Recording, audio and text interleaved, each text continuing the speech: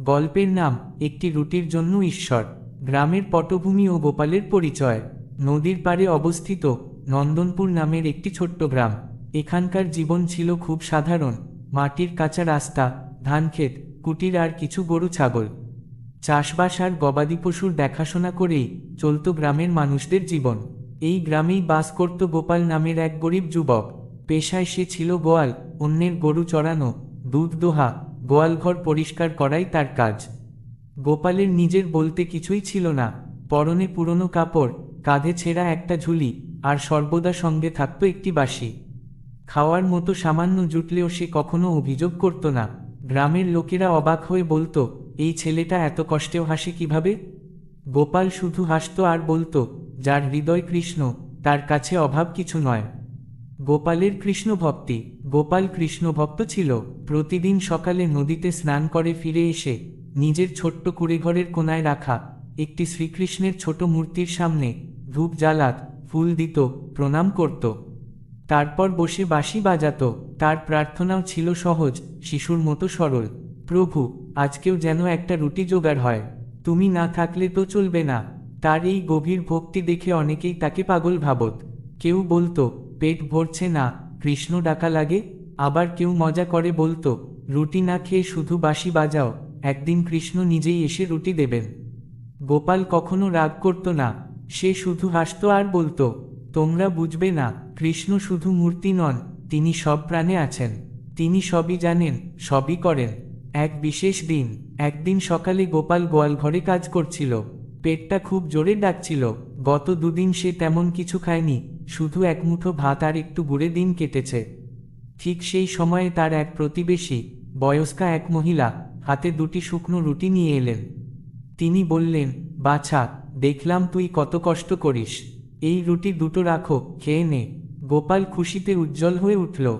তার চোখ চকচক করছিল। সে বলল, মা, আজ কৃষ্ণ নিজেই তোমার হাত দিয়ে আমাকে রুটি পাঠিয়েছেন। সে মাটির ঘরে ফিরে এল, শ্রীকৃষ্ণের মূর্তির সামনে দুটি রুটি রেখে বলল, প্রভু, প্রথমে আপনি খান, আপনি না খেলে আমি খাবো না। তারপর সে চোখ বন্ধ করে ধ্যান করল। মনে প্রাণে ভেবেই নিল, কৃষ্ণ এসে রুটি খাচ্ছেন। দরজার সামনে কুকুর। ঠিক তখনই বাইরে একটা শব্দ হলো, গর্জন আর কাপা কাপা গলার একটা কান্না মিশ্রিত ডাক। গোপাল দরজা খুলে দেখল, একটি কুকুর দাঁড়িয়ে আছে। খুবই রুগ্ন, শরীর জুড়ে কাঁপুনি, পাঁজর দেখা যাচ্ছে, চোখে জল, মুখে যেন অনুনয়। গোপাল স্তব্ধ হয়ে তাকিয়ে রইল। তারপর আস্তে বলল, তুমি এসেছ? কৃষ্ণকে ভোগ দিলেও তুমি তো অভুক্ত থাকবে। তুমি কি কৃষ্ণ নও? সে একটুও না ভেবে রুটির একটিকে ছিঁড়ে কুকুরটির সামনে রাখল। কুকুরটি ধীরে ধীরে রুটি খেতে লাগল। খাওয়া শেষে এসে গোপালের পায়ে মুখ রাখল, যেন কৃতজ্ঞতা প্রকাশ করছে। তারপর চুপচাপ চলে গেল। গোপাল তখন চোখ বন্ধ করে বলল, কৃষ্ণ, আজ আপনি এসেছিলেন। আমি আপনাকে চিনতে পারিনি, কিন্তু আপনি তো জানেন, আমি আপনাকে ভালোবাসি। রাতের স্বপ্ন। সেই রাতে গোপাল একটি স্বপ্ন দেখল। সে দেখল এক অপূর্ব আলোয় ভাসমান কৃষ্ণ এসে দাঁড়িয়েছেন। তার রূপ এতটাই মণিমুগ্ধকর যে গোপালের চোখে জল চলে এল। গোপাল বলল, প্রভু, আপনি এলেন? কৃষ্ণ বললেন, হ্যাঁ গোপাল, আজ আমি তোমার রুটি খেয়েছি বলেই এসেছি। সেই কুকুর রূপে আমি এসেছিলাম। তুমি জানো না, কিন্তু তুমি জানো, আমি সব প্রাণে আছি। তুমি তাও আমাকে খাওয়ালে। এই ভালোবাসাই সত্যিকারের ভক্তি। গোপালের চোখ দিয়ে অঝরে জল পড়তে লাগল।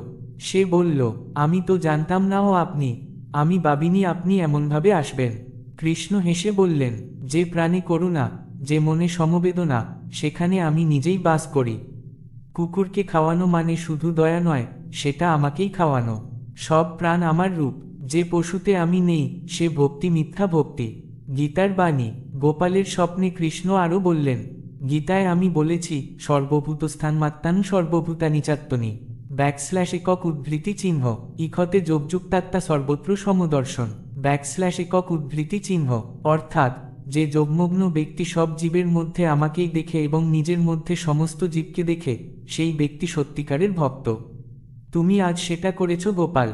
কুকুরের মধ্যে আমায় দেখে তুমি আমায় সেবা করেছ। গোপালের রূপান্তর। ঘুম ভেঙে গোপাল কাঁদতে লাগল। কিন্তু এবার তার কান্না ছিল আনন্দের, উপলব্ধির। সে জানত, কৃষ্ণ এসেছিলেন। এবার থেকে গোপাল প্রতিদিন নিজের খাবারের অর্ধেক পশু পাখিদের দিয়ে দিত। গরু, কুকুর, এমনকি পাখিদেরও খাওয়াত। গ্রামের মানুষ এই পরিবর্তন দেখে অবাক হলো। একদিন গ্রামের এক ধনী জমিদার গোপালকে দেখলেন গরুদের পানি খাওয়াচ্ছে, এক কুকুরের শরীরে তেল মাখিয়ে দিচ্ছে। তিনি এসে বললেন, তুমি তো শুধু কুকুরকে খাওয়াচ্ছ না, ঈশ্বরকেও খাওয়াচ্ছ। এই হৃদয় সত্যিই বিরল। এরপর জমিদার ঘোষণা করলেন, গোপাল এখন থেকে আমার গোশালার প্রধান হবে। আমি ওর জন্য নতুন একটি ঘর বানাবো। গোপাল শুধু একটুকু হাসল আর বলল, সবই কৃষ্ণের দয়া। পাঠ ও উপলব্ধি। এই গল্পটি শুধু একটি রুটি আর এক ভক্তের নয়, এটি একটি বড় দর্শনের কথা বলে কিভাবে ঈশ্বর শুধুমাত্র মন্দিরে নন, জীবজগতে, বিশেষত দুর্বল, ক্ষুধার্ত প্রাণে বিরাজ করেন। এই গল্প থেকে যা শেখা যায়: ১. প্রাণীসেবা ঈশ্বর সেবা। কুকুর বা পশু পাখিকে খাওয়ানো শুধু দয়া নয়, এটি ঈশ্বরকেই খাওয়ানো। ২. গীতার শিক্ষা। শ্রীকৃষ্ণ গীতায় বলেছেন, সব প্রাণীই তিনি আছেন, সব জীব তারই রূপ, তারা চিহ্ন ভক্তির প্রকৃত রূপ। ভক্তি কেবল ফুল, ধূপ, মন্ত্রে নয়, ভক্তি হল কর্মে, করুণায়, মানবতায়। তারা চিহ্ন সমদৃষ্টির শক্তি। যে চোখে সব প্রাণী ঈশ্বরকে দেখে, সেই চোখই ভক্তির যজ্ঞ। তারা চিহ্ন ভক্তি ও বিনয়। গোপাল জানত না কুকুর কৃষ্ণ, তবুও সেবা করেছিল। এই সরলতা ও বিনয়ই ঈশ্বরকে সন্তুষ্ট করে।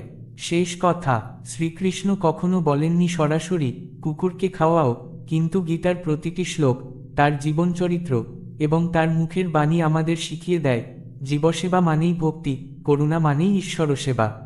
গল্পটি আমাদের মনে করিয়ে দেয়, যেখানে ভালোবাসা আছে, করুণা আছে, সেবার মানসিকতা আছে, সেখানে ঈশ্বর নিজেই বিরাজ করেন।